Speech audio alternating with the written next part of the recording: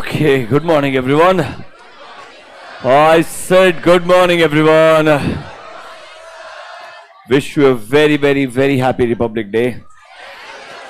I hope India keeps on progressing the way we are doing. With that hope, let's get started. SQC1. कल हमने एक आखिरी note pending रह गया था डिस्कस करना. That we shall start today. Notebook में जाइए, write down note number next. I think that is note number 6 or 7. Note number 6 or 7? 7. Write down note number 7. The name will be engagement performance. Note number 7. The name will be engagement performance. Note number 7. The name will be engagement performance.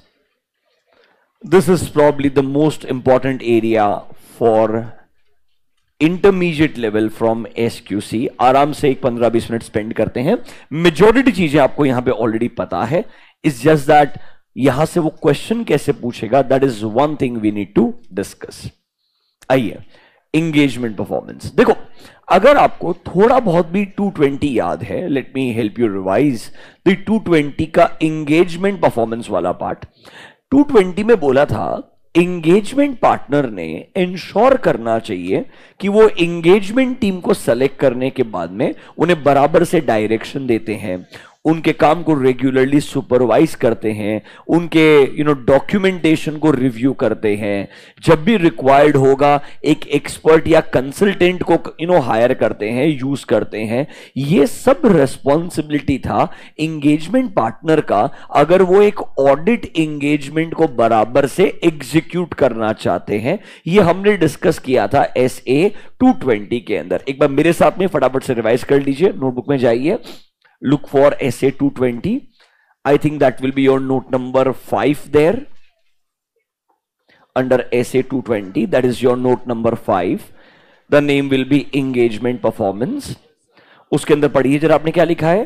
That sir engagement partner ने ensure करना चाहिए बराबर से directions दिए जाएं, काम को बराबर से सुपरवाइज एंड रिव्यू किया जाए, डॉक्यूमेंटेशन हमने बराबर मेंटेन किया है कि नहीं किया है, ये भी इंश्योर कौन करेगा, एंगेजमेंट पार्टनर इंश्योर करेगा. ये सब याद आ रहा है क्या सर? जहां जहां रिक्वायर्ड होगा हम एक कंसल्टेंट या थर्ड पार्टी एक्सपर्ट का इस्तेमाल करेंगे, उनके काम को बराबर से यूज करेंगे. एंड एंगेजमेंट परफॉर्मेंस में लास्ट 2 पॉइंट थे around quality control review. They were around quality control review कि भाई लिस्टेड कंपनीज के केस में एक सेपरेट रिव्यूअर को अपॉइंट करना चाहिए. वो क्या कहलाएगा? क्वालिटी कंट्रोल रिव्यूअर कहलाएगा. उनका प्रॉपर अपॉइंटमेंट होना चाहिए. एंगेजमेंट पार्टनर ने क्वालिटी कंट्रोल रिव्यूअर से सारे इंपॉर्टेंट मैटर्स को डिस्कस करना चाहिए. And they should not date the audit report unless the review of quality control reviewer is done. मतलब पहले क्वालिटी कंट्रोल रिव्यू खत्म होना चाहिए एंड उसके बाद में ऑडिट रिपोर्ट का फाइनलाइजेशन होना चाहिए. ये सब कुछ हमने एंगेजमेंट परफॉर्मेंस में डिस्कस किया था. और लास्ट में आया था आपको एक सिचुएशन बताया था. If there is a difference of opinion, if there is a difference of opinion between engagement partner and quality control reviewer, how do you resolve those differences? You should refer to the firm's policies. ये पांचों point आपको engagement performance में वहां बताया था. ऐसा मान के चलिए all 5 as it is will be relevant here also. उसके अलावा कुछ एडिशनल चीजें आएगी जहां मुझे लगता है MCQ करेक्ट इनकरेक्ट आ सकता है. 2 मिनट में नोट नंबर 5 में जो आपने पॉइंट लिखे हैं अच्छे से रिवाइज कर लो. यहां पर मैं उनको सेम डिटेल में नहीं लिखवाऊंगा, सिर्फ कीवर्ड्स लिखवा के क्लोज करूंगा. जो नया एलिमेंट है वो डिटेल में डिस्कस करेंगे. Note number 5 of 220 same heading था एंगेजमेंट परफॉर्मेंस. एक बार रिवाइज कर लीजिए, फिर हम ये कंप्लीट करेंगे.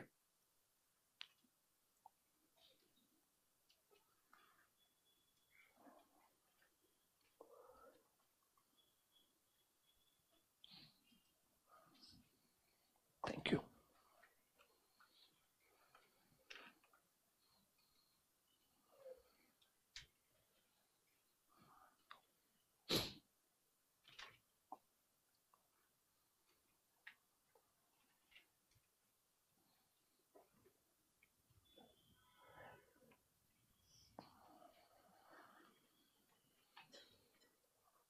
Are you done reading note number 5? Then why are you talking? Don't talk at the backside. Read note number 5.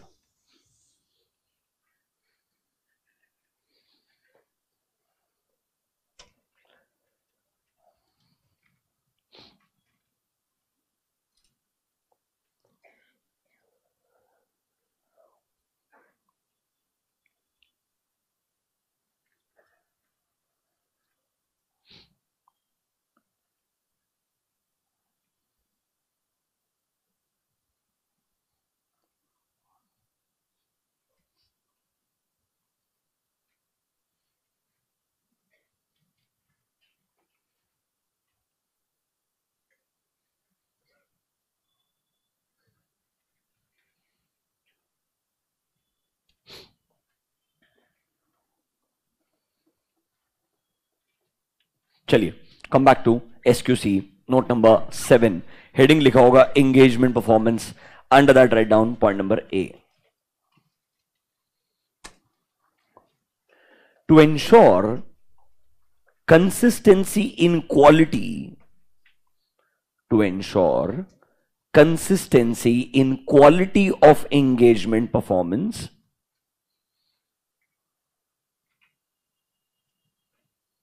consistency in quality of engagement performance for every engagement,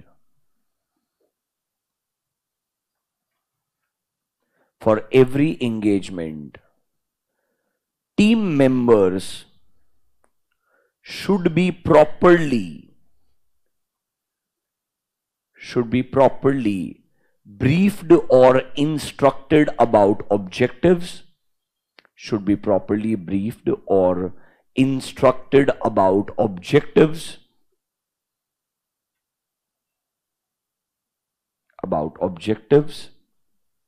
comma, compliance with engagement standards,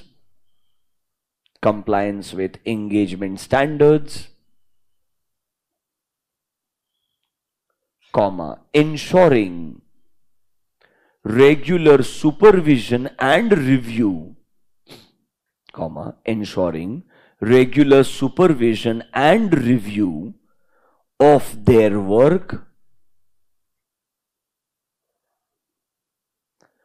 regular supervision and review of their work, and evaluating whether appropriate documentation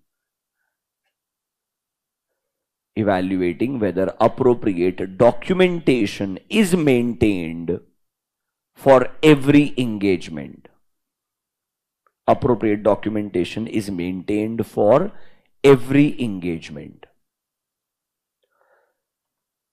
इस बार अभी एक engagement के बजाय वो बात करेगा as a firm, because SQC is for all the engagements of the firm. If you want कि हमारे पूरे एंगेजमेंट्स में क्वालिटी मेंटेन रहे, तो हमने हमारे रेस्पेक्टिव टीम्स को प्रॉपरली अंडरस्टैंडिंग देना चाहिए, इंस्ट्रक्शन देना चाहिए कि हर एंगेजमेंट में हमारा ऑब्जेक्टिव क्या है, क्यों compliance with standards and regulatory requirement important है, कैसे हमने उनके काम को रिव्यू एंड सुपरवाइज करते रहना चाहिए, एंड ये इंश्योर करना चाहिए हर एंगेजमेंट के लिए बराबर से क्या मेंटेन किया गया है, डॉक्यूमेंटेशन मेंटेन किया गया है. ये सब चीजें अल्टीमेटली रिस्पॉन्सिबिलिटी पूरे फर्म की होगी. फर्म क्या करेगा, हर एंगेजमेंट के लिए कोई ना कोई एंगेजमेंट इंचार्ज रहेगा, चाहे वो एंगेजमेंट पार्टनर बोल दीजिए, लीडर बोल दीजिए, वो ये सब चीज क्या करेगा, इंश्योर करेगा. But as a firm we need to make a policy that for every engagement we need to do this. तब जाकर के एसक्यूसी इंश्योर कर पाएगा quality in every engagement we perform as a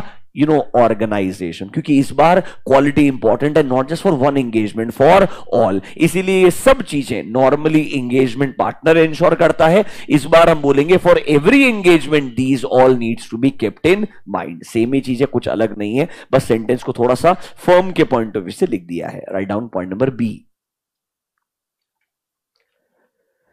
if required firm should consult, if required, firm should consult with experts brackets में लिखो, दे may be internal और external, consult with experts, brackets में लिखना दे may be internal और external, brackets close, regarding difficult or contentious matters, regarding difficult or contentious matters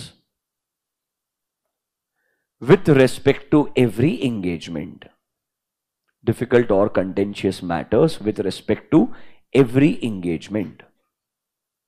ये same चीज वहां भी था कि भाई कोई भी एंगेजमेंट में अगर आपको लगता है किसी एरिया के रिगार्डिंग, लेट्स से एग्जिस्टिंग जो टीम है उनके पास में एक्सपर्टीज नहीं है, या तो वो इन हाउस किसी एक्सपर्ट का इस्तेमाल कर सकते हैं या एक्सटर्नल एक्सपर्ट। याद कीजिएगा ऑडिटर एक्सपर्ट भी दो हो सकता है, इंटरनल और एक्सटर्नल। मे बी आपके फर्म के अंदर ही कोई ऐसा इंसान होगा जिसके पास में उस फील्ड का क्या होगा, एक्सपर्टीज होगा, तो वो इंटरनल एक्सपर्ट हो सकता है। और लेट्स से आपके फर्म में नहीं है, can we go to other firm, can we approach another expert of that particular city, yes, तो it can be a external expert also. ये सेम चीज था, रिस्पॉन्सिबिलिटी फर्म का है, फर्म क्या करेगा, डेलीगेट करेगा रेस्पेक्टिव एंगेजमेंट इंचार्ज को, एंगेजमेंट पार्टनर को, एंगेजमेंट लीडर को, कि तुमने भाई हर ऐसे सिनेरियोस जहां पर आपके पास में खुद के पास एक्सपर्टीज नहीं है, टू कंक्लूड, या आपको लगता है कंटेंशियस मैटर्स है, मतलब जहां पे आर्ग्यूमेंट होगा, कंक्लूजन अराइव करना आसान नहीं है, एक्सपर्ट्स को इन्वॉल्व करो, उनके काम को इस्तेमाल करो। Is that clear to you? क्या आपको point number A and B समझ में आया? Write down point number C. Point number C, अब देखो यहां पर ना आपके एंगेजमेंट परफॉर्मेंस जैसा फ्लो मैं इंश्योर कर रहा हूं, ऑल्दो यहां पे कुछ कुछ चीजें एक्स्ट्रा है।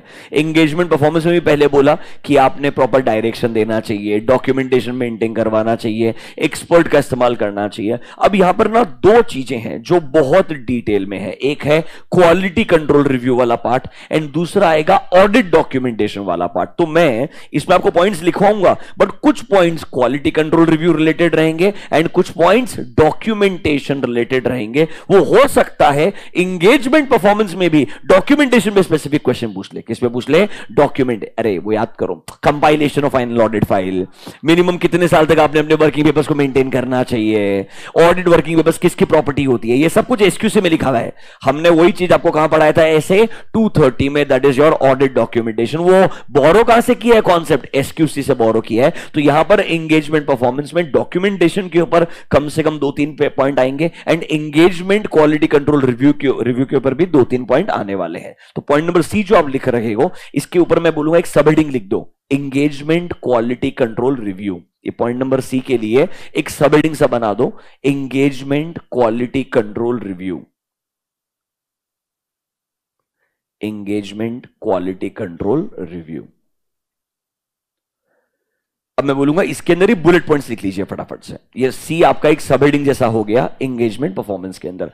Bullet point number 1, in case of listed companies, in case of listed companies quality control review is mandatory. In case of listed companies quality control review is mandatory. Bullet point number 2,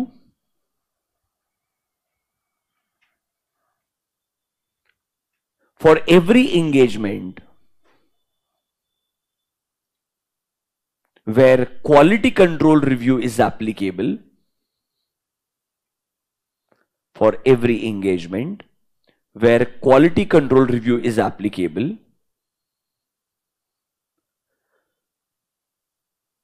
proper reviewer should be appointed. Proper reviewer should be appointed, comma, all important matters must be discussed. All important matters must be discussed and review should be completed. And review should be completed before issuing any reports. Review should be completed before issuing any reports. ये same चीजें आपको 3 अलग अलग sentence बनवा करके लिखवाया था 220 में, उसको मैंने एक ही पॉइंट में क्या कर दिया है, मर्ज कर दिया है। सर लिस्टेड कंपनीज के लिए मैंडेटरी होगा बराबर से रिव्यूअर को अपॉइंट करना, उनके साथ में सारे इंपॉर्टेंट मैटर्स को डिस्कस करना, एंड उनका रिव्यू खत्म होना चाहिए, उसके बाद में ही रिपोर्ट देनी चाहिए। मैं वर्ड ऑडिट यूज नहीं कर रहा हूं क्योंकि SQC is applicable not only for audit, it is also applicable for review, for assurance and for related services. इसीलिए क्लियरली बोल रहा है कि यहां पर जो भी आप रिपोर्ट देने वाले हो उसके पहले प्रॉपर रिव्यूअर का अपॉइंटमेंट कर लेना, उसका काम एग्जीक्यूशन हो जाना चाहिए एंड उसके बाद में ही रिपोर्ट देना चाहिए। क्या आपको बुलेट पॉइंट नंबर 1 एंड 2 समझ में आया क्या? अब एक काम कीजिए, अपने मॉड्यूल में आइए, page number 1A.24। I want everyone to read 2 points along with me.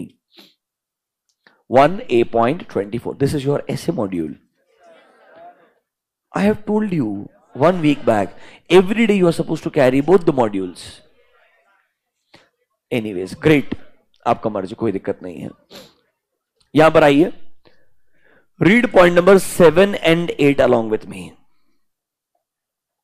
देखो नंबर 7 क्या बोलता है। Sometimes there can be difference of opinion either within the engagement team और with the experts you are consulting, और सबसे important difference of opinion between engagement partner and the quality control. ऐसा लग रहा है कि सेम चीज वहीं पे पढ़ा था हमने। सर उन्होंने क्या करना चाहिए, ये रिजॉल्व करना चाहिए डिफरेंसेस को। यस, पॉइंट नंबर 8 में थोड़ा गाइडलाइन दिया है, ये डिफरेंसेस को रिजॉल्व कैसे किया जा सकता है, जो 220 में नहीं दिया था। 220 के अंदर वो इनडायरेक्टली बोरो कहां से करते हैं, एसक्यूसी से बोरो करते हैं। Read point number 8। अगर ऐसा डिफरेंस हुआ तो क्या करेंगे, देखो, in case recommendation of quality control reviewer are not accepted by the engagement partner. मतलब रिव्यूअर बोलता है, लेट्स से यहां पे मॉडिफाइड ओपिनियन दे देते हैं, इस मैटर को कैम में इंक्लूड कर देते हैं, लेट्स से उस चीज को एंगेजमेंट पार्टनर क्या करता है, डिसएग्री करता है। क्या करता है, डिसएग्री। मतलब क्या एक एग्जांपल है of difference of opinion between reviewer and the partner. You are understanding what I am talking about, right? ये एग्जांपल आपको पढ़ाया है मैंने, if you remember we talked about this example.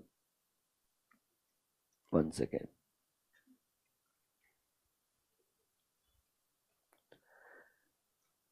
This was difference.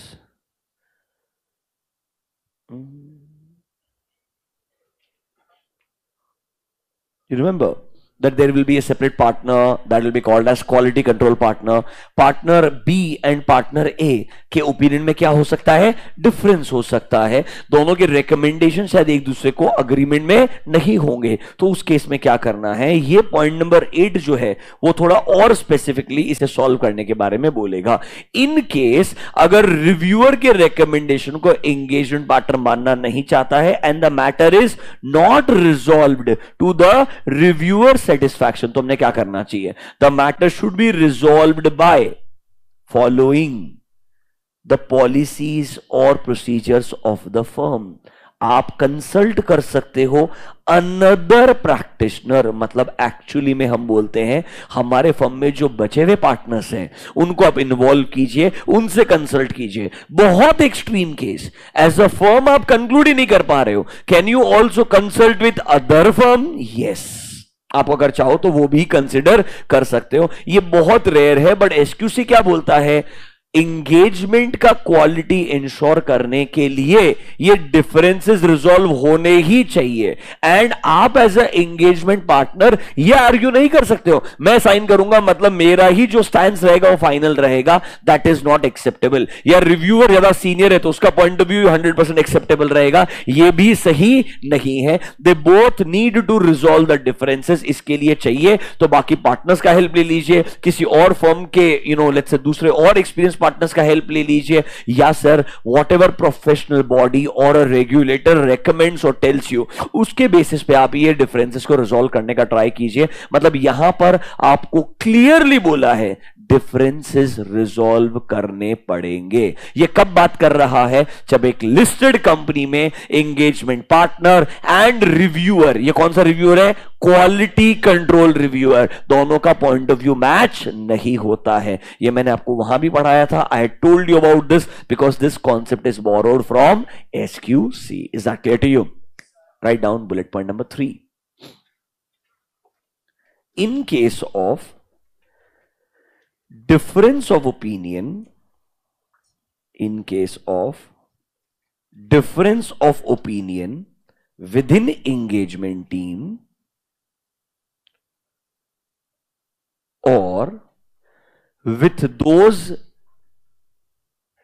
consulted with, that is experts within engagement team or with those consulted, that is experts,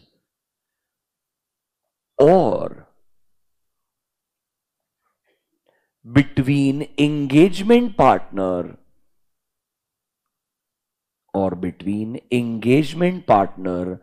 and quality control reviewer. Engagement partner and quality control reviewer, then such differences should be resolved. Then such differences should be resolved. चाहे sir engagement team members में differences हैं, चाहे आपका और जो expert का communication है उसमें अगर आपको लगता है डिसएग्रीमेंट है, any kind of difference of opinion or disagreement should be resolved before issuing your final report, because remember, it's a listed company, public interest is directly involved. Plus there is a regulator SEBI जो भी recommendation करता है कि ऐसे disagreement के साथ में report issue नहीं किया जा सकता है, ये डिसएग्रीमेंट को रिजॉल्व करना पड़ेगा. बच्चों ध्यान रखना, ये जॉइंट ऑडिट नहीं है. जॉइंट ऑडिट में सेपरेट रिपोर्ट जॉइंट ऑडिटर दे सकता है, उसके केस में कोई रिस्ट्रिक्शन ऐसा नहीं है. यहां बोला है क्योंकि ऑडिटर एक है तो रिपोर्ट देने से पहले चाहे क्वालिटी कंट्रोल रिव्यूअर हो चाहे पार्टनर हो, उनके बीच में चीजों के ऊपर अग्रीमेंट होना जरूरी है. Is that clear to you? Otherwise if something goes wrong they will do the blame game. वो इसको ब्लेम करेगा, वो इसको ब्लेम करेगा, ultimately who will lose? Users. We don't want that to happen. Is bullet point number 3 clear to you? Write down bullet point number 4. In case recommendations of quality control reviewer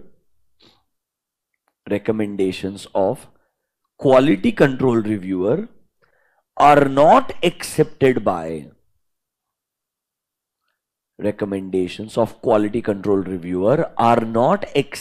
by engagement partner and the matter is not resolved to the reviewer's satisfaction. Then the matter should be resolved by following well-established procedures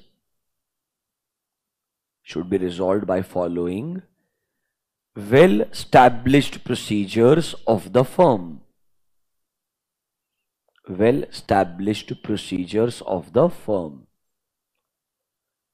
Comma, this may include consulting with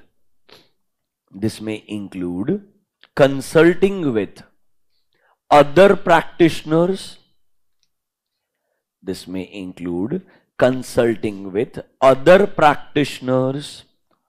Or firms or a professional or regulatory body.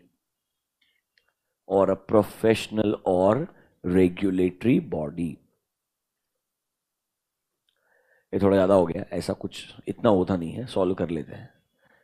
ठीक है, मतलब because standards में already सब कुछ तो लिखा ही है यार, बस उसको अप्लाई करना है. द जजमेंट कैन वेरी कि भाई कोई चीज मटेरियल है कि नहीं है, कोई चीज परवेसिव है कि नहीं है, उतना डिफरेंस आ सकता है, बाकी ऐसा कोई बहुत ग्रेट डिफरेंस आता नहीं है. बट एसक्यूसी क्या चाहता है भाई, ये डिफरेंसेस रिजॉल्व होने चाहिए at any cost before the report is finalise. अगर वो आपसे क्वालिटी कंट्रोल रिव्यू पे अलग से क्वेश्चन पूछता है, किस पे?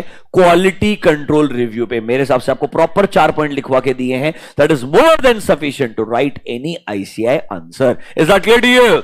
Revise everything what you have written under quality control review. ये आखिरी बार आपका रिवीजन और अंडरस्टैंडिंग था, इसके बाद क्वालिटी कंट्रोल रिव्यू में रिपीट नहीं करने वाला हूं, मैंने आपको काफी डिटेल में समझाया है। पढ़ लीजिए एक बार point number 3 of your note number 7, very note number 7, right?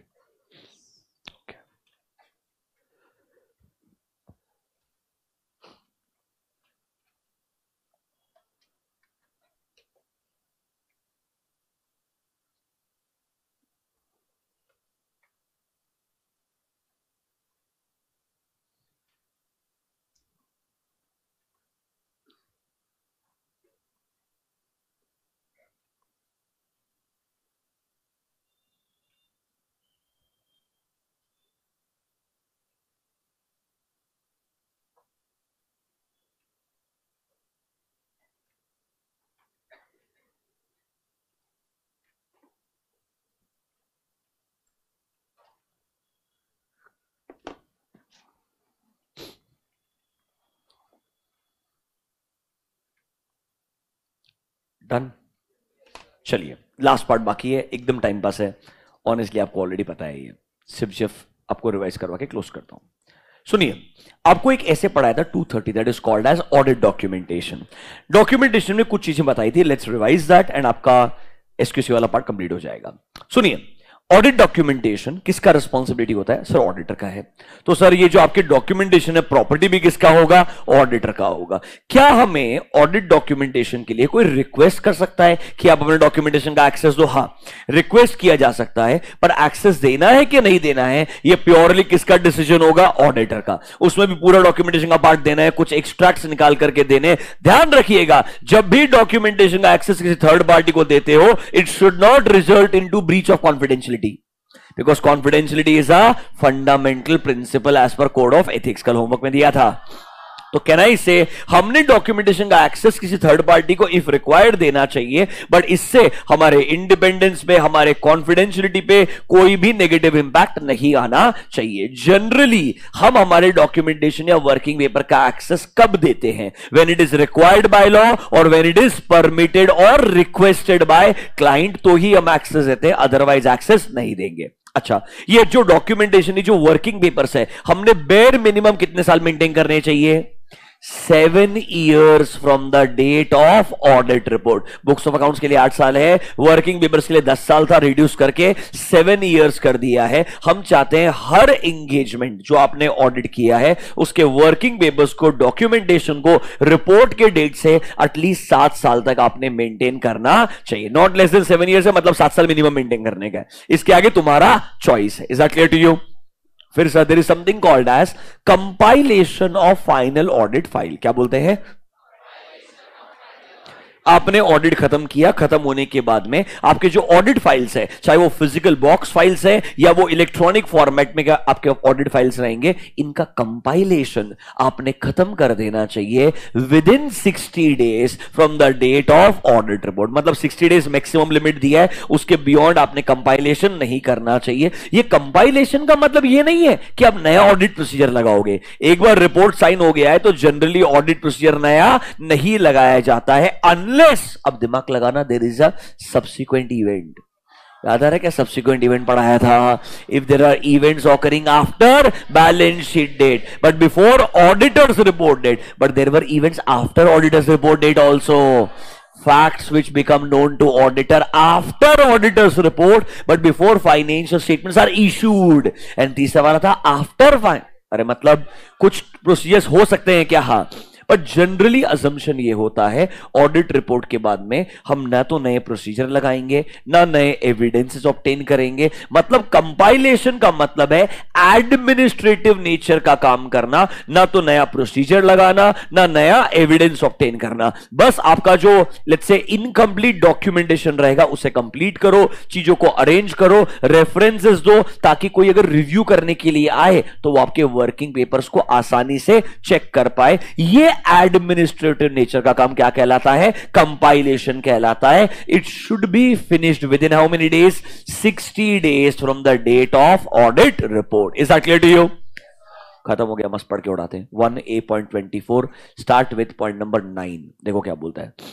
9, 10, 11, 12 बहुत आसान है, मतलब literally till 14 it's about documentation only. देखो, फर्म ने ऐसे पॉलिसीज एंड प्रोसीजर्स बनाने चाहिए फॉर देयर एंगेजमेंट टीम्स कि वो लोग जो भी एंगेजमेंट करे उसका फाइनल असेंबली खत्म कर पाए on a timely basis after the reports. Obviously report sign होने के बाद में ही आपका ये कंपाइलेशन वाला काम होना चाहिए, असेंबली वाला काम होना चाहिए। देखो point number 10, the assembly of engagement files should be completed in not more than, mark the word, 60 days after the date of auditors report. It should be practitioners report, it should be practitioners report. But मेरा गलती नहीं है, ये ऐसा ही है module के अंदर, standard में भी ऐसा ही है। इट्स ओके, बिकॉज उनको भी पता सबसे इंपॉर्टेंट चीज ऑडिटर ही होता है, इसीलिए वो एसक्यूसी में भी बार बार गलती से क्या लिख देगा, वर्ड ऑडिटर लिख ही देगा। पर उसका काम, उसका ऑब्जेक्टिव क्या है, कंपाइलेशन या असेंबली कितने दिनों में खत्म हो जाना चाहिए, 60 days from the date of your report. Yes और नो? देखो, policies and procedures should be designed to maintain, हमने हमेशा क्या मेंटेन करना चाहिए, कॉन्फिडेंशियलिटी, हमने सेफ कस्टडी इंश्योर करना चाहिए, इंटीग्रिटी, मतलब ये हमारा वर्किंग पेपर किसी भी थर्ड पार्टी को इजीली एक्सेसिबल नहीं होना चाहिए, otherwise it will be a breach of confidentiality. देखो पॉइंट नंबर 12, ऐसा लग रहा है कि ओनरशिप के बारे में बात कर रहा है। The firm at its discretion either make portions of or extracts from, ये सेम लाइन लिखा है मैंने आपको ऐसे 230 में, वहां बोला था ये ऑडिटर अपने डिस्क्रिशन के बेसिस पे या तो पूरा डॉक्यूमेंटेशन या डॉक्यूमेंटेशन का कुछ पार्ट का एक्सेस किसी थर्ड पार्टी को दे सकता, ये सेम लाइन लिखा है। द फर्म में एट, इस बार वर्ड ऑडिटर की जगह वर्ड क्या है, firm, because it is not just audit, it can B other services. So the firm at its description, उनके खुद के डिसीजन के बेसिस पे या तो अपने डॉक्यूमेंटेशन का कोई पोर्शन या एक्सट्रैक्ट्स निकाल करके अवेलेबल करवा सकते हैं, किसको, क्लाइंट को। बट रिमेंबर, किसी को भी एक्सेस दो, it should not undermine the validity of the work performed. और जब अश्योरेंस एंगेजमेंट वगैरह काम कर रहे हो तो किसके ऊपर इंपैक्ट नहीं आना चाहिए, हमारे इंडिपेंडेंट। ऐसा नहीं होना चाहिए हम क्लाइंट के किसी पर्सन के साथ में बहुत फेमिलियर हो गए हैं इसलिए हमारे वर्किंग पेपर शेयर कर रहे हैं। For example, payroll files are very very critical. For example, even in India nowadays this is very common. Earlier हमारे इधर कैसा था, आपके जो सैलरी होते ना वो रेंज में होते थे और ऑलमोस्ट सेम डेजिग्नेशन में जो लोगों को हायर करते थे salary used to be same, तो कोई कॉन्फिडेंशियलिटी का डर नहीं था। अगर किसी को पता भी चल गया तो ये पब्लिकली अवेलेबल था, इस लेवल पे अगर हायर हुआ 8 लाख ही मिलेगा salary. So everyone new this. But if you ask me, in developed countries कभी भी ऐसा था ही नहीं दैट हर किसी का सैलरी फिक्स रहेगा। ये एक इंसान के एक्सपीरियंस, उसके कैपेबिलिटी, वो अपना क्या let's say subject matter expertise on paper, on let's say board लेकर के आ रहा है, उसके हिसाब से डिटरमाइन करेंगे उसको कितना सैलरी मिलना चाहिए। तो उस केस में सैलरीज में डिफरेंसेस होते थे। तो मतलब आपके पड़ोस में जो बैठने वाला इंसान है, आपका जो पीयर रहेगा, उससे आपका सैलरी डेटा पता चल जाना is a very big risk for a business point of view. Because अगर बिजनेस में पता चलता है people at the same level still have a difference in salary, it's a very dangerous thing. Because इससे आपका साइकोलॉजिकल एस्पेक्ट बहुत impact हो जाता है। आपको लगेगा शायद you not getting paid properly, you not getting paid appropriately, adequately. I am not saying discrimination होना चाहिए, आई एम सेइंग जिसका जो वैल्यू बनता है, जिसको जो वैल्यू वो प्लेट पे लेके आ रहा है, उसके हिसाब से उसको कॉम्पनसेशन मिलना चाहिए। बट यू कैन नॉट से हर किसी का कॉम्पनसेशन फिक्स होगा, वो डिटरमाइन करना बहुत मुश्किल है। बिकॉज बिजनेस इतने डायनेमिक वर्ल्ड में काम करता है, हमारे पास हर इंसान का अलग रिक्वायरमेंट होता है, तो इसलिए आप ये नहीं बोल सकते हर किसी को सेम सैलरी मिलेगा। ऑल्दो इन इंडिया जनरली ऐसा था कि इनिशियल जो फेजेस होते हैं, चाहे किसी भी आप ऑर्गेनाइजेशन में जाएंगे, वो लोग रेंज बनाते हैं। फ्रेशर है 6 लाख दे दो, 1 ईयर एक्सपीरियंस 7 लाख दे दो, 1.5 और 2 इयर्स के रेंज के अंदर है 8 लाख या 9 लाख दे दो। मतलब एक सिंपल उन्होंने क्राइटेरिया बना दिया ताकि ज्यादा दिमाग ही ना लगाना पड़े, क्योंकि बेसिकली ये काम ही एचआर को दे दिया। किसको दे दिया? एचआर। अब एचआर डिसाइड नहीं कर सकता ना मुझे किसको ज्यादा देना और किसको सैलरी कम देने का है। ये एक्चुअली में जो आपका डिपार्टमेंट ओनर है, जो प्रोजेक्ट ओनर है, वो डिसाइड कर सकता है। बट अगर प्रोजेक्ट ओनर इसमें इन्वॉल्व ही नहीं होता तो एचआर को तो मुझे लिख के देना पड़ेगा ना, तेरे को भाई ये स्टेप्स फॉलो करना है, तो ही वो ये क्या कर पाएगा, एग्जीक्यूट। तो इंडिया में सैलरी का डेटा फिर भी चलता है, बट बाहर asking people about their salary it's like a crime. They may file a case also against you that why are you trying to find lot of confidential or personal data about my life without my consent. They take it very very seriously. मतलब मैं बोल रहा हूं जो मेरे ही खास दोस्त हैं, समझ रहे हो मेरा बात? Now since they are working in US and Europe for lot of years, अगर कोई कॉन्वर्सेशन में गलती से भी अगर इनकम का कंपोनेंट पे बात हो जाए बाय एनी चांस, जो नहीं होना चाहिए, people are very matured, they don't do that, but let's say sometimes because you talk about economies and then suddenly from economy you come down to a industry and from industry you come to one specific company where you work, you're understanding, it's common. Sometimes लोग knowledge के लिए भी पूछने का try करते हैं, because let's say आपको 10% increment मिला होगा, और पता है this is the biggest trap. Every company will always say we are the highest paying company in the industry. They will show you a statistical number which you can not cross check. So you will always believe. So McKinsey यही करेगा, BCG ये करेगा, आप Deloitte में जाओ वो भी ये करेगा, पीडब्ल्यूसी भी यही करेगा. वो हर बार ये बोलेगा आपके लेवल पे, आपके इंडस्ट्री में जो आपको नंबर दिया जा रहा है that is way above industry standards. और वो लोग क्या है, बहुत स्मार्टली ऐसा नहीं बोलेंगे वी आर द बेस्ट, हम सबसे हाईएस्ट पे कर रहे हैं, ऐसा नहीं बोलेंगे. We are paying you about the industry standard. तो आप मतलब कंक्लूड कर ही नहीं सकते वो सही के गलत है. सो इसीलिए ऐसा पेरोल डेटा वगैरह बहुत ज्यादा कॉन्फिडेंशियल होता है. हमने एज ऑडिटर गलती से भी किसी से भी ये डेटा शेयर नहीं कर देना चाहिए. मैं आपको एक टिप देता हूं जो मैंने बहुत बार गलतियां की और गालियां सुनने के बाद सीखा है. बहुत कॉमन होता है, एक आर्टिकल को लगता है मेरा काम है, जितना जल्दी खत्म होगा उतना बढ़िया है. जल्दबाजी के अंदर एक बहुत कॉमन मिस्टेक जो बहुत लोगों से होती है, आज भी हो जाती है. You right an entire email and in the end you write the email address of the person, and in India the names are very common. There can be 100 Ankit. I hope you're understanding this. आपने email address बहुत सोच समझ के type करना चाहिए और 2 बार check करना चाहिए ये सही इंसान का एड्रेस है क्या. I have done this disastrous thing कि पेरोल का डेटा ऐसा हुआ है, क्लाइंट इसको एज अ ऑफेंस ले लेता है, but this is very old. उस जमाने में लिटरली ऐसा कुछ ग्रेट था नहीं, बट उसको तो ऑफेंस हो गया कि आप ऐसा कैसे कर सकते हो. बिकॉज हमने तो पता है वो क्या कमेंट कर देते हैं, you should never share such data with articles and all. We don't think ये वो लोग बेयर कर सकते. This is too confidential data कि आइडियली आप एक जूनियर्स को शेयर करें. हम रेकमेंड करेंगे मैनेजर्स एंड अबव नहीं काम करना चाहिए. मैनेजर बोलता है कौन पेरोल चेक करते बैठेगा, ये आर्टिकल ही करेगा, वो मिलने वाला तेरे को ही है. भले वो उसको बोलने के लिए बोलेगा yes yes I will check, वो दे देगा तेरे को इमीडिएटली फॉरवर्ड करके. So you need to be very careful. I ended up doing it. Client ने बहुत धोया, क्लाइंट ने मेरे उससे बैठ करके उसने बोला अब लिटरली तूने 4 जिस अलग अलग इंसान को ये ईमेल कर दिया है उनके पीसी पे जा, वहां जाकर के खुद इनबॉक्स में जाके डिलीट कर. There is no option, rather मेरे से हरकतें नहीं हो इसके लिए there is a option called as call back device. Okay, if you send an email, Outlook के अंदर एक ऑप्शन होता है, you can recall your email. That means I send an email at 12 o'clock in the night, वो सामने वाले के inbox में है, उसने अभी तक ओपन नहीं किया है, कंडीशन है वो अभी तक कहा है इनबॉक्स में ओपन नहीं किया, तो वापस आ सकता है, मतलब वहां से उड़ जाएगा basically. There is an option, it's in properties in Outlook, but ये हर मेल बॉक्स के अंदर नहीं रहेगा, आपको पता होना चाहिए. सो ऐसे सिचुएशंस आ सकते हैं, आपको बहुत केयरफुल रहना चाहिए विद द डेटा और information you deal with. Anyways, point number 12 बोलता है आपके इंडिपेंडेंस को, आपके कॉन्फिडेंशियलिटी को कभी भी अंडरमाइन मत होने देना. Is that clear to you? Read point number 13 and 14. बहुत टफ है, आप ही समझ सकते हो, पढ़ो तो सही एक बार.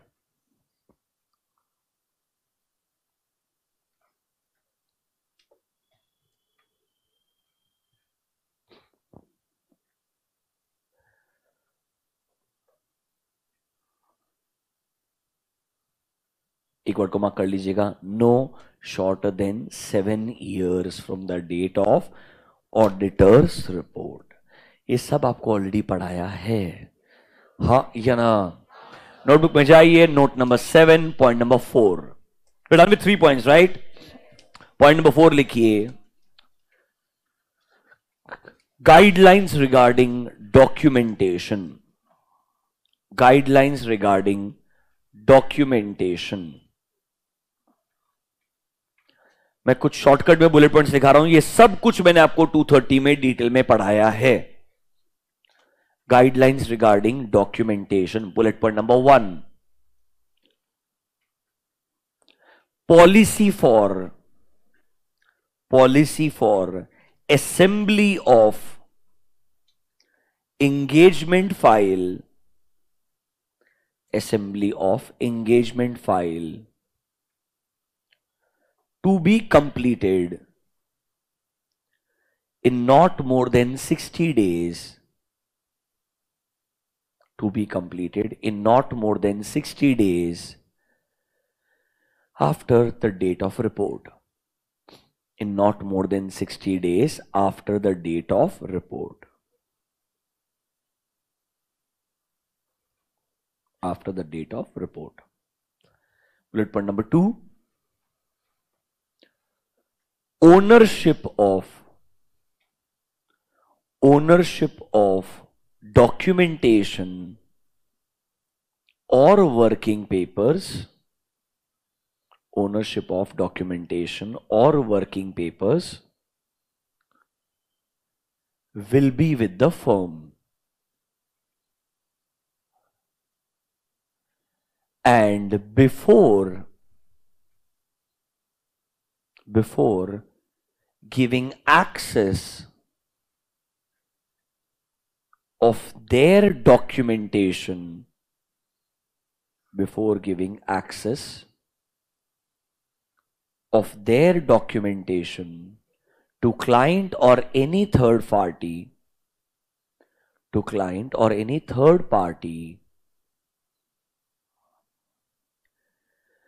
they should consider confidentiality and independence. They should consider confidentiality and independence.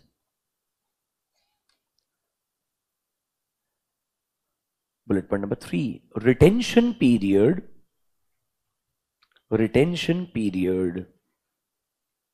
for audit engagements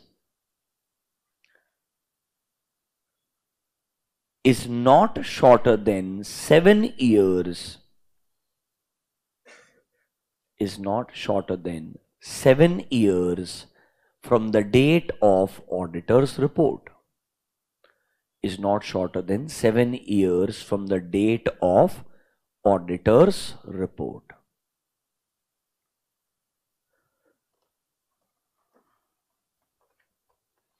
This marks the end of our discussion on engagement performance.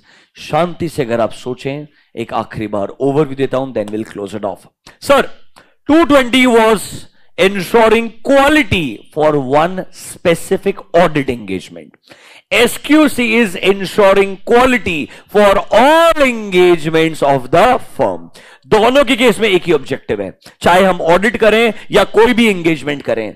हमारा काम should comply with all applicable professional standards, technical standards, legal and regulatory requirements, and our report should be appropriate in the circumstances. मतलब report हमने inappropriate नहीं देना चाहिए. ये achieve करने के लिए हमने क्वालिटी स्टैंडर्ड्स को बनाया है. ऑब्वियसली सर, वहां पर रिस्पॉन्सिबिलिटी एंगेजमेंट पार्टनर का रहेगा. यहां पर आपका पूरे फर्म के जो लीडर्स हैं उनका रिस्पॉन्सिबिलिटी रहेगा. That can include the managing partner और the CEO of the organisation, depending upon आपके फर्म का स्ट्रक्चर क्या है. हमारे जो एलिमेंट्स ऑफ क्वालिटी कंट्रोल है वो वहां पर भी 6 थे, यहां पर भी 6 है. एक ही डिफरेंस है, इधर वर्ड ह्यूमन रिसोर्सेज है. क्या वर्ड है? Human resources, because HR is for the entire firm. वहां पर एक एंगेजमेंट का बात था, इसलिए वर्ड था assignment of engagement team. Other than that all 6 elements are absolutely same. 2 elements are very, very important from exam point of view. One is acceptance and continuance of client relationship, and the second one is engagement performance. ये 2 element सबसे ज्यादा important है. बाकी element कुछ भी पूछेंगे आप आराम से आंसर लिख पाएंगे. कुछ समझ में ना आए तो 220 SQC का जो ऑब्जेक्टिव है वहां से शुरू करने का, उस एलिमेंट के अराउंड 1 पॉइंट लिख देने का. अरे समझा क्या? I have spent more than 6 hours on 220 and SQC. I believe आपको एक अच्छा अंडरस्टैंडिंग है, क्योंकि तुम्हें CA फाइनल में पहला चैप्टर वही पढ़ना पड़ता. I hope ये बेस आपको काम में आएगा. Yes or no? आइए 2-3 सेंटेंसेस पढ़ाते हैं आपको, फिर मुझे लगता है ICAI के कुछ क्वेश्चंस देखते हैं. क्योंकि ये चैप्टर का वेटेज अच्छा है तो हमने कुछ ICAI के क्वेश्चंस को प्रैक्टिस करना चाहिए. दिमाग को पता चलना चाहिए ना कि हम जो सो रहे थे उसका फायदा क्या है.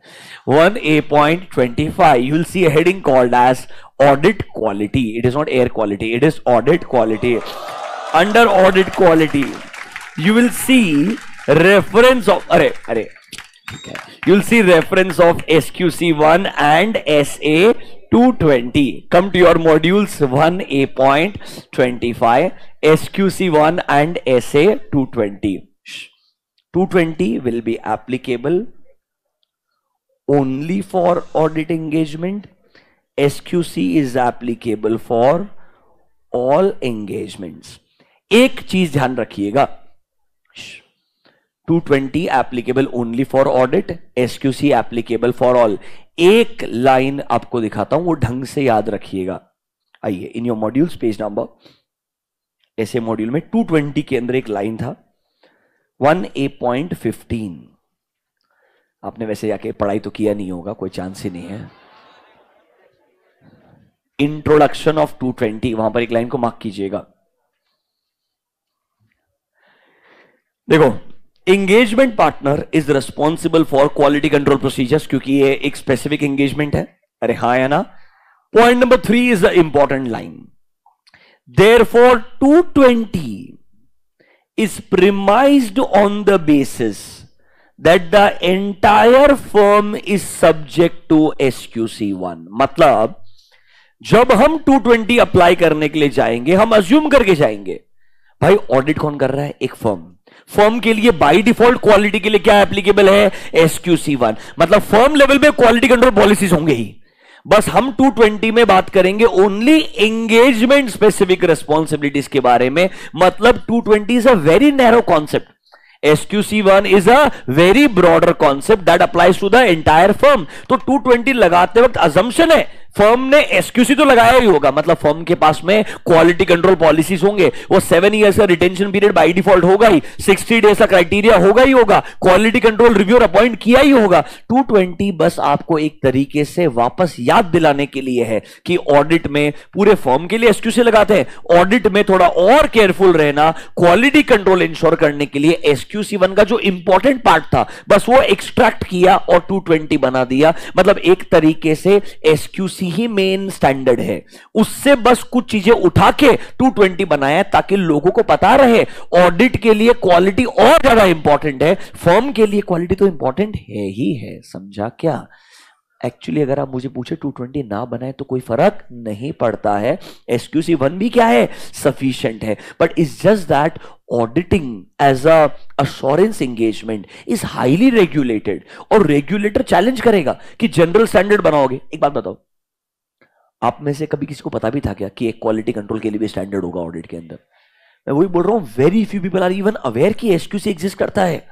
तो उनको पता है लैक ऑफ अवेयरनेस की वजह से, क्योंकि क्या होता है मेजॉरिटी लोगों को लगता है इंडिया में चार्टर्ड अकाउंटेंट क्या करेगा, ऑडिट ही करेगा.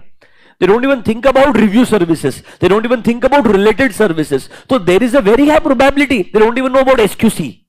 तो वो चाहते थे सिर्फ अगर कोई ऑडिट भी पढ़ रहा है तो उसे 220 पढ़ा दो, ताकि वो बेयर मिनिमम इस ऑडिट के अंदर तो क्वालिटी कंट्रोल याद रखे. समझा क्या? इसीलिए उन्होंने SQC से ही उठा के एक नया स्टैंडर्ड बना दिया जो ओनली एंड ओनली ऑडिट के लिए रेलेवेंट है. That is called as 220 quality control. समझा क्या? पक्का? Come back to audit quality heading. ये सेंटेंस याद रखिएगा कि भाई नॉर्मली जिस भी फर्म में हम 220 लगा रहे हैं, हम अज्यूम कर रहे हैं वो फर्म के लिए SQC तो अप्लाई होता ही है. Is that clear to you? Come back to audit quality. 2-3 sentences लिखे, शांति से पढ़िए, बहुत आसान लगेगा. देखो, number 1, sir as a independent auditor हमारा पर्पस है हम यूजर्स को कॉन्फिडेंस दे कि आप लोग ऑडिटेड फाइनेंशियल स्टेटमेंट पे रिलाई कर सकते हो. उनके अश्योरेंस लेवल के लिए ऑडिटर एग्जिस्ट करता है. इसलिए ऑडिटर के लिए ऑडिट का क्वालिटी मेंटेन करना is a very very important aspect. इसीलिए हम बोलते हैं हमने आपके लिए 220 बनाया है एज वेल एज SQC1 बनाया है, ताकि आप क्वालिटी कंट्रोल इंश्योर कर सकते हैं. देखो, whereas SQC1 deals with all engagements including audit, review, other assurance and related. 220 deals applies or is relevant only and only for audit. Can I say day one से starting से same चीज बता रहा हूं. Further, SQC1 applies to entire firm and 220 applies to a particular audit engagement. Point number 4 and 5 को mark करना as important for MCQ और correct incorrect. ये नहीं लिखवाया तो चलेगा क्या? कम से कम 5 से 7 बार बोला है, इतना समझा होगा. अभी good. We're done with chapter number 11, that is your ethics and terms of audit engagement. चलिए आईसीआई के कुछ एक दो क्वेश्चन देखें। थोड़ा मूड खराब होना चाहिए ना, लगना चाहिए ना कि मैंने पढ़ाई करना है। कुछ क्वेश्चन देखने चाहिए यार, ऐसा नहीं होता है। चैप्टर नंबर 11 में जाने का ना, ethics and terms of audit engagement. I promise आपको कुछ बहुत डिफिकल्टी बताएंगे।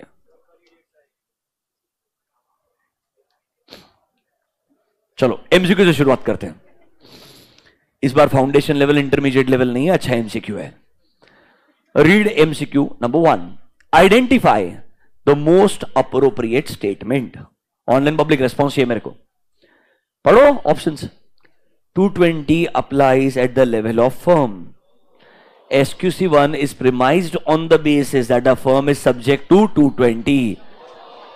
उल्टा है। जब ऐसा कर देगा मतलब ये दो तो यूजलेस ही हो गया ना यार, मतलब डिसीजन दो ही पॉइंट में करने का है यार। इतना कोई बेसिक लेवल क्वेश्चन पूछता है क्या? पूछता है ICAI, मैं वो ही बोल रहा हूं। और ऐसे क्वेश्चन के लिए कुछ याद नहीं करना, थोड़ा सुनना पड़ता क्लास में ढंग से, और ढंग से कौन से पढ़ना पड़ता है। अगर पढ़ा तो कोई दिक्कत नहीं है। क्या आंसर होगा इसके अंदर?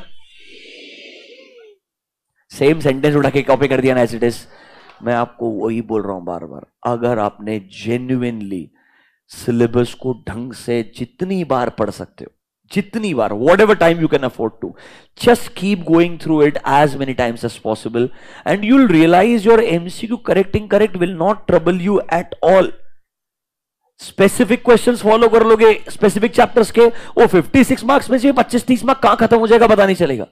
तुम्हें प्रॉब्लम सिर्फ आने वाला है वो 15-20 मार्क्स में, जहां पर वो कॉर्नर से निकाल के बहुत स्पेसिफिक क्वेश्चन पूछेगा। वहां पर ऐसा होगा कि मेरे को याद नहीं आया ना तो तकलीफ है। That is where your memory testing will come. Otherwise 70 to 80 marks purely अगर बढ़िया अंडरस्टैंडिंग हुआ ना तो पेपर बहुत आसान जाएगा। बस उसके अंदर आपको लिखते वक्त केयरफुल रहना है, दैट लैंग्वेज बहुत जनरल मत लिखो। मैं मानता हूं कि आप वर्ड बाय वर्ड मैच नहीं कर सकते और ऑडिट में चलता है, कीवर्ड्स मैच होना चाहिए, पूरा word by word sentence match नहीं होना चाहिए, but please BCom level language नहीं होना चाहिए। We will check whether everything is correct. अरे करेक्ट वर्ड कैसे यूज कर सकता है? हम ट्रू एंड करेक्ट नहीं बोलते, ट्रू एंड फेयर बोलते हैं, बट लोग करेक्ट वर्ड यूज कर लेते हैं या चेक वर्ड यूज करते रहते हैं। अरे एग्जामिन, वेरीफाई, इवैल्यूएट इतनी बार लिखाया है, जानबूझ के लिखा है। I don't use general words that at least आपका वोकैबुलरी इंप्रूव हो जाए। क्वेश्चन नंबर 2 मेरे को नहीं पता, खुद से पढ़ो। अरे पहले पढ़ो तो सही। Professional scepticism includes overlooking unusual transactions, that is circumstances, using inappropriate assumption in determining over। अरे ये तो उल्टा है। ये 3 रिस्क थी जो हमको रिड्यूस करने के लिए स्केप्टिसिज्म लगाना चाहिए। याद है क्या? उल्टा लैंग्वेज सा लिखवाया था तुमको मैंने कल। पॉइंट नंबर 4 देखो क्या लिखा है। सर ये आपने बताया नहीं था। Being vigilant to the conditions that might need, थोड़ा अक्ल लगाना चाहिए, हर सेंटेंस नहीं। विजिलेंट मतलब केयरफुल रहोगे। कहना इसे प्रोफेशनल स्केप्टिसिज्म आपको हेल्प करता है to be careful in identifying those areas there can be a possibilities of fraud. ABC तो उल्टा लिखा हुआ तो डी आना चाहिए। तो कभी कभी अगर आप हर एक सेंटेंस नहीं भी पढ़ के गए, पर थोड़ा अक्ल ठीक है और समझता है तो भी आंसर आता है। ये मैंने आपको कल लिखाया था ABC, do you even remember that?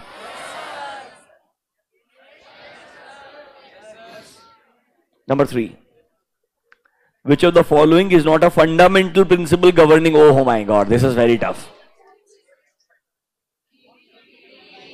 मेरे हिसाब से इंटीग्रिटी है ना, ऑब्वियसली वो फंडामेंटल प्रिंसिपल नहीं है यार। Question number 4, which of the, ये बाउंसर जाएगा तुमको।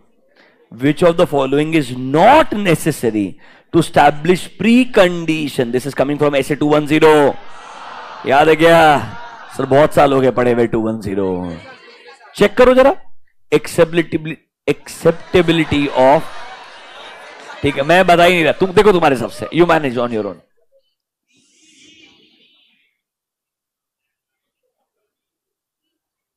अरे मेरे को तो सारा पढ़ने तो एक बार, कैसे तुम्हारा आंसर वैलिडेट कर दूं?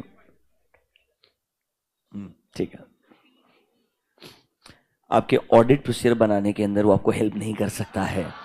उसने एक्सेप्ट करना चाहिए कि उसका एफआरएफ एक्सेप्टेबल होगा। उन्होंने एक्नॉलेजमेंट देना चाहिए that they will get access to all the people within the firm. that they also understand that they are responsible to prepare financial statement. ये तीनों चीजें उनकी responsibility है, ये नहीं है. Audit procedure आपको अपने हिसाब से बनाना पड़ेगा.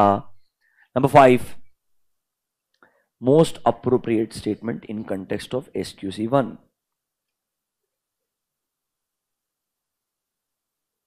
Useless. कुछ भी बोलता है.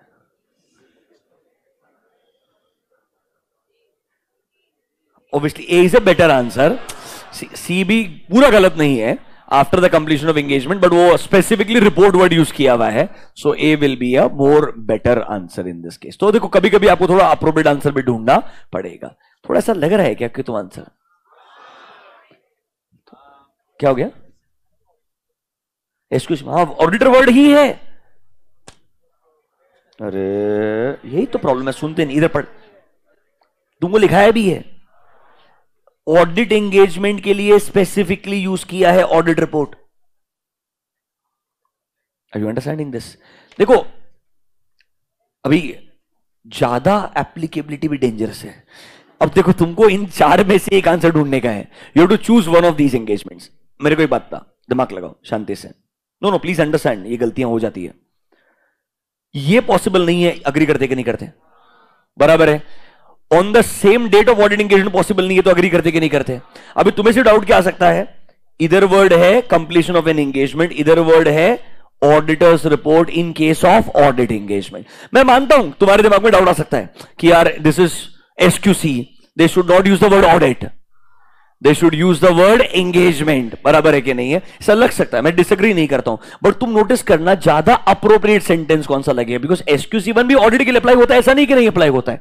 So which one is more logical? Because completion of an engagement कब मार्क होता है? From the date of report. If they would have mentioned not more than 60 days from the date of report of an engagement, I would have said point number C is better. Because they've used the word completion, they've not used the word report. That is a problem. Auditor report now, सिर्फ report तो word होना चाहिए, क्योंकि वो report के date से counting होता है. अभी गुड? चलो कोई और केस स्टडी बेस्ड क्वेश्चन ढूंढते हैं. ओहो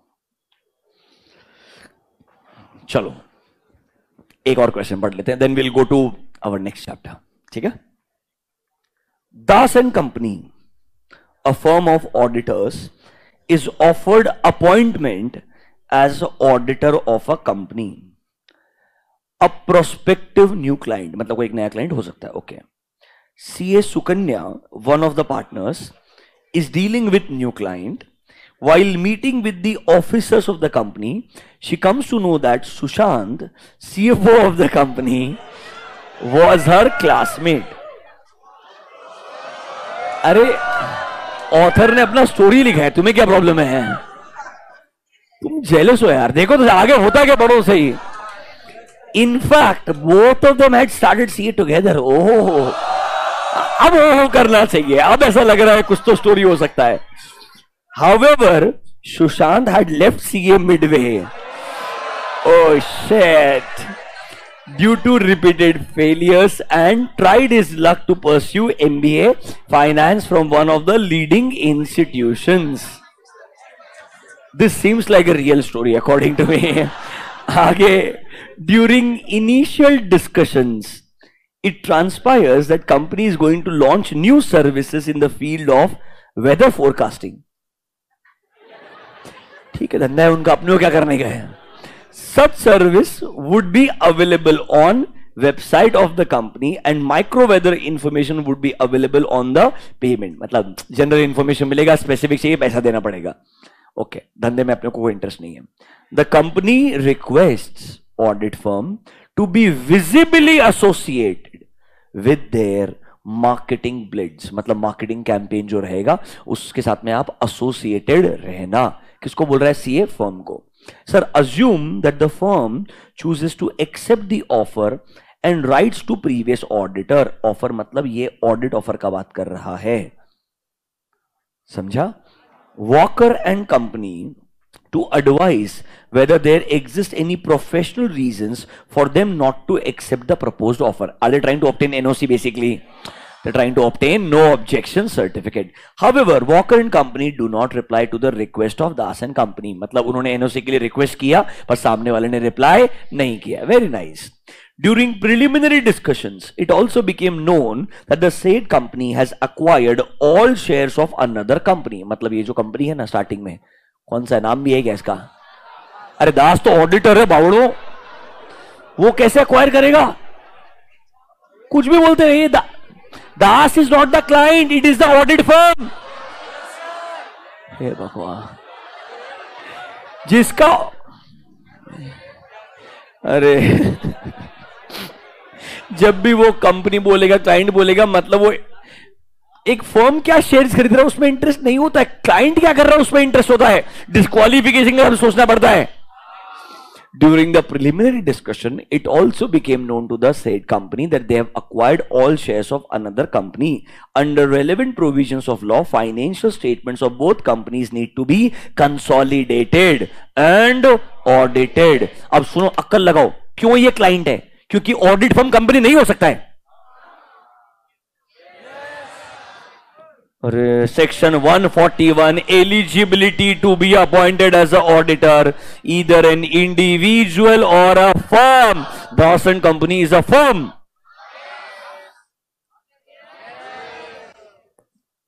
ठीक है ना?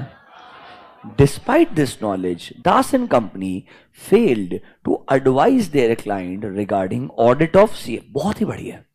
मतलब CFS एप्लीकेबल है, हमने उनको एडवाइस भी नहीं किया कि अपने CFS का ऑडिट करवाना चाहिए. मतलब क्लाइंट भी बेस्ट है और ऑडिटर उससे भी अच्छा है. द कंपनी, वो अलग ही डिस्कशन कर रहे थे ना, हम सेम क्लास में थे, वो अलग दुनिया में चले गए.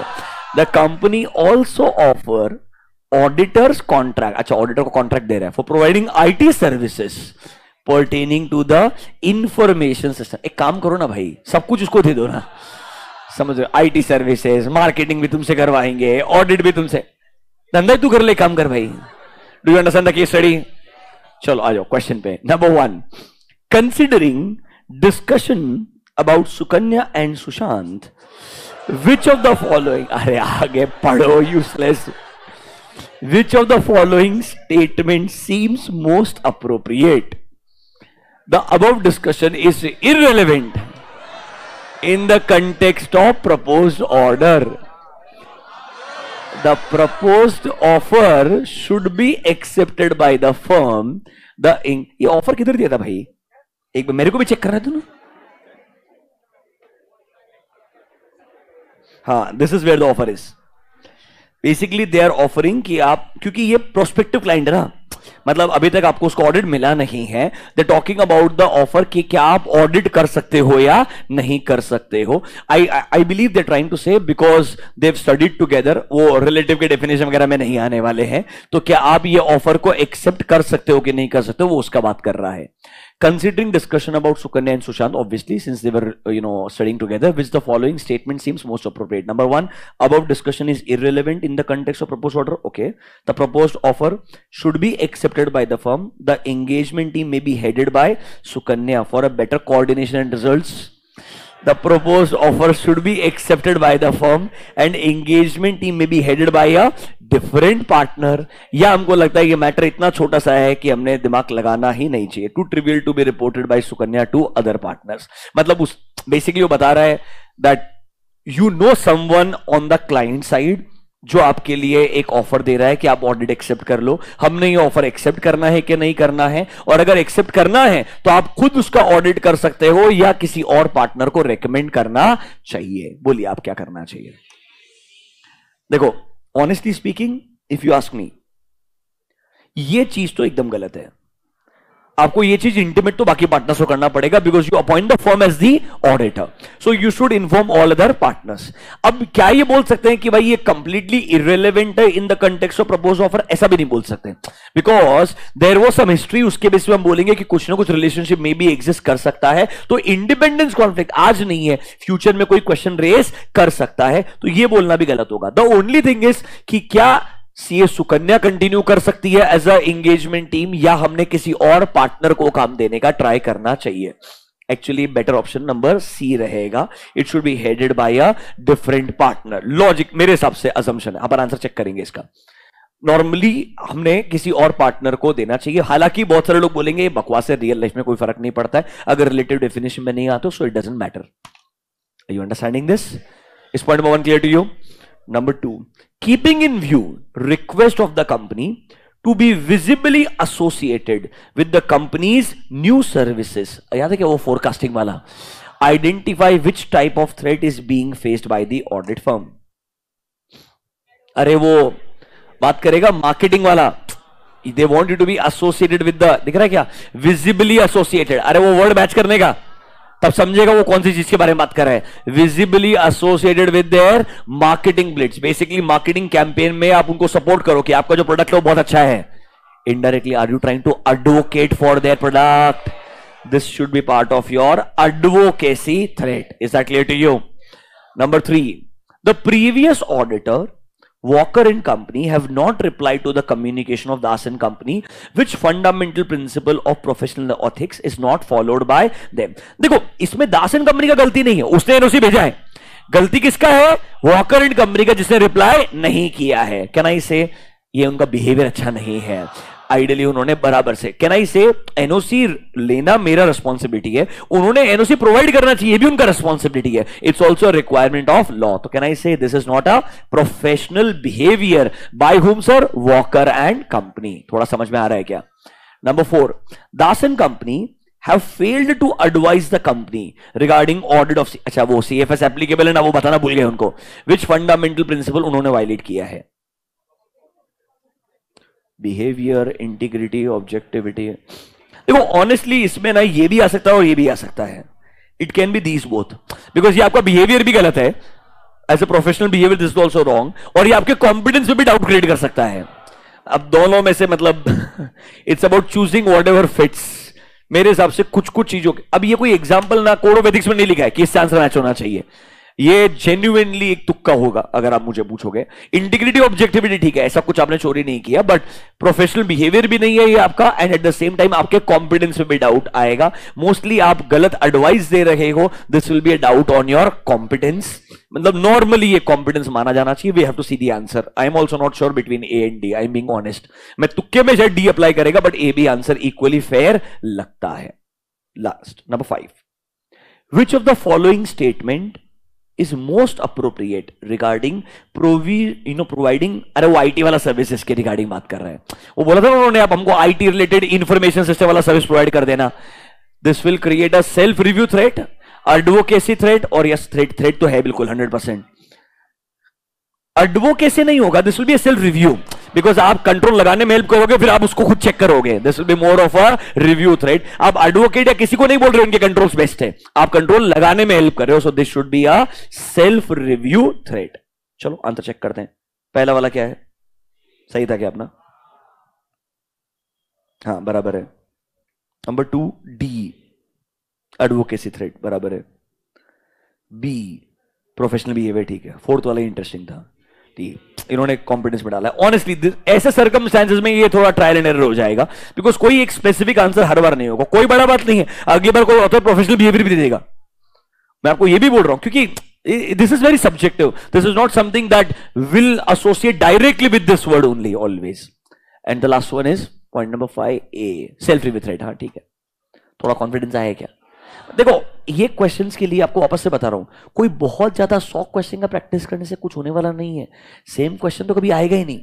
आपको बस क्या होना चाहिए, ये पता होना चाहिए कि भाई जब ऐसे क्वेश्चन आएंगे ना, कुछ वर्ड्स को मुझे केस स्टडी से रिलेट करना पड़ेगा कि भाई वो विजिबली एसोसिएटेड का मतलब क्या बोल रहा है, वो रेस्पेक्टिव सेंटेंस में जाने का, उसके राउंड समझने का, और फिर अपने आंसर देना चाहिए। ऐसे क्वेश्चन जेन्युइनली आते हैं, और अगर एक केस स्टडी वाला रहा तो प्रॉब्लम एक ही होता है, क्या? If your understanding goes wrong, all your answers can go wrong. Not all literally, but 2-3 तो गलत जा सकते हैं। एक आध अगर जो अलग रहेगा, जैसे फॉर एग्जांपल ये एकदम ही अलग हो गया था एनओसी वाला, तो वो आपका आंसर जरूर सही चले जाएगा। Are you comfortable? पक्का? थोड़ा एक्सेप्टेबल लग रहा है? पक्का? एक आध करेक्टिंग करेक्ट देखने गए है क्या? जरा ढूंढते इसमें समरी एमसीक्यू। चलो correcting correct, state with reasons with the following statements are correct और इनकरेक्ट। ठीक है? The audit engagement letter is sent by client to the auditor. बकवास। अरे कौन भेजेगा? ऑडिटर क्लाइंट को भेजेगा ना यार। तो बोलने का इनकरेक्ट, ऐसा नहीं होता है, कैसा होता है वो लिख देने का। That is how your answer should be. Number 2, audit engagement documentations should ordinarily be retained by the auditor for, you know the answer, right? और मैं आपको बोल रहा हूं मेजॉरिटी करेक्ट इनकरेक्ट क्वेश्चंस में आंसर इनकरेक्ट ही होता है। क्यों ऐसा? अरे तुक्का मत लगाना। ऐसा इनकरेक्ट इसलिए होता है क्योंकि आपको रीजन देना पड़ता है। जब करेक्ट होता है तो तुमको बस उसको थोड़ा सा सपोर्ट करने का है। उधर एक्सप्लेनेशन ज्यादा वैल्यूएबल नहीं होता है। Explanation is more valuable in case of incorrect. That is why more answers are generally incorrect. तो अगर कभी डाउट लगे, जहां आप सच्ची में ऐसे लेवल पे आ गए कि आप सही में श्योर नहीं हो, पर तुक्के में कुछ तो लिखने का है, जनरली अगर वो चाहते हैं आप रीजन लिखे। मैं आपको कोई रिकमेंडेशन नहीं दे रहा हूं कि आपने बार बार ऐसा तुक्का लगाना चाहिए। आपने अच्छे से पढ़ाई करना चाहिए और अपने नॉलेज का इस्तेमाल करना चाहिए ऐसे आंसर्स देने के लिए। Very good, we are done with chapter number 11।